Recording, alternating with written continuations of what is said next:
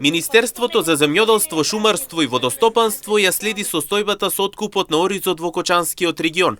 Во делот на тоа како се откупува и по која цена, одговори денеска министерот Цветан Трипуновски, кој беше прашан за проблемот со откупот на оризова арпа од ланската реколта.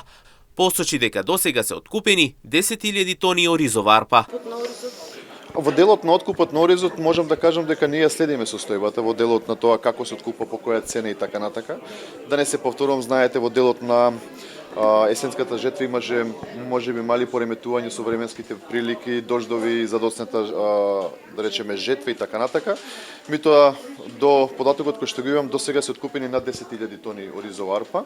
Го следиме процесот, сакам да упатам еден апел дека никогаш, поготово оризопроизводителите, не били оставени сами на себе покрај другите земјоделски култури и производители. Ако има потреба дополнително, секогаш би излегле во пресе за да ги заштитиме нивниот труд и нивната работа.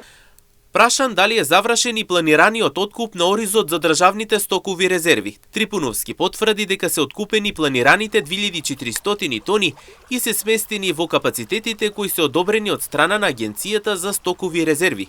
Што се однесува за проблемот на кочанските оризопроизводители со недостаток на семенски материјал за предстојната сеидба, Трипуновски рече дека Институтот за ориз во Кочани веќе работи на производството на семенски материјал, а ова го има, како што рече, иницирано уште во времето кога бил министер во техничка влада.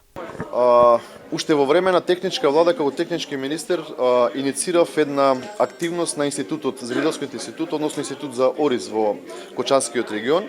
Таму веќе се работи на домашно производство на семенски материјал.